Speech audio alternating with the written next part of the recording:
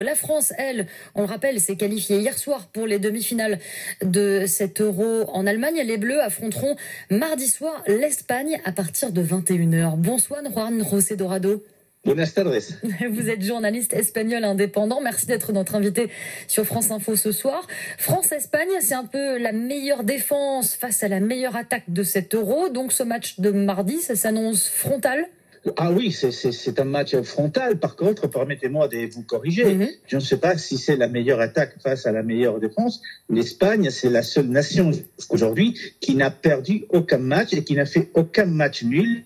Et donc, qui compte ces matchs par des victoires. 5 victoires d'affilée à l'Euro pour l'Espagne. C'est la première fois, selon le sélectionneur espagnol Luis de la Fuente.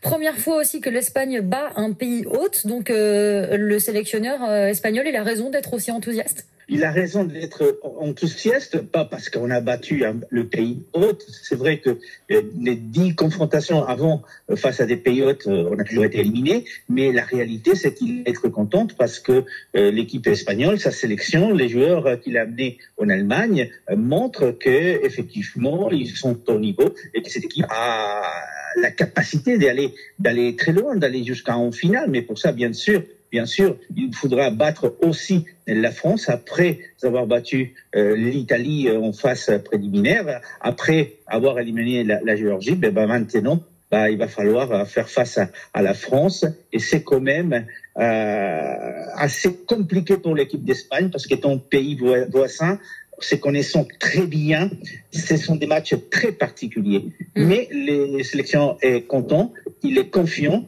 comme l'équipe d'Espagne, si vous voulez, toute l'Espagne.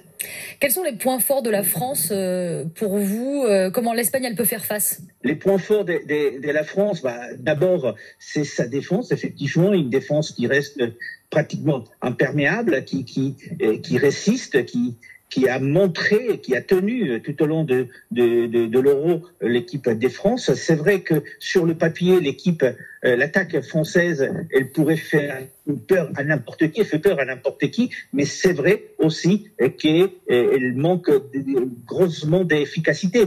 L'Espagne a aussi de l'attaque, c'est l'une des nations qui a mis le plus de buts, et aussi une défense qui est quand même assez importante, même si face à la France, on va être amputé des 50% des titulaires en défense, parce que vous le savez, le latéral droit Carvajal du Real Madrid ne pourra pas jouer le match parce qu'il a été suspendu, et encore dans l'axe central de la défense, c'est le franco-espagnol Lenormand, Robin Lenormand, qui ne pourra pas non plus jouer ce match. Mais attention, on a quand même un autre franco-espagnol qu'Isabelle Laporte, et que lui, il sera bien sûr dans la défense espagnole. Après, c'est vrai que nous, on arrive aussi avec une équipe un peu entamée, puisque Pedri est blessé et ne pourra pas donc continuer à jouer avec l'Espagne. Oui, donc il va quand même manquer au moins 3 cadres de la Roja pour cette demi-finale. Ça va peser peut-être sur le moral de l'équipe? Je ne sais pas si ça va peser sur le moral. Je pense pas, dans le sens où effectivement le banc de touche espagnol est quand même assez pléthorique. Il y a des joueurs qui peuvent remplacer au pied levé ceux qui sont pas là. Je pense bien sûr à Pedri, qui a été remplacé par Dani Olmo et qui fait un Euro magnifique, un match magnifique face à l'Allemagne. Je pense bien sûr à l'axe de la défense.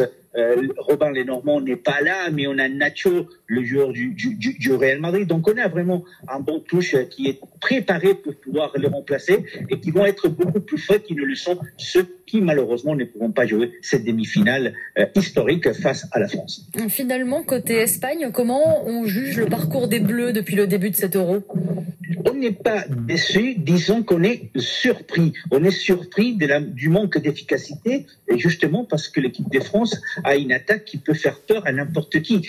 Donc cette manque d'efficacité nous surprend, nous interpelle, surtout ayant comme nous avons les yeux rivés sur les performances de Kylian Mbappé, parce que vous savez mieux que personne, il sera l'année prochaine, la saison prochaine, dans quelques années, du côté du Real Madrid. Mais c'est vrai qu'on se pose beaucoup de questions sur ce manque d'efficacité, puisque la qualité d'un Thuram, d'un Colomani, des Mbappé n'est pas discutable. Donc on est dubitatif.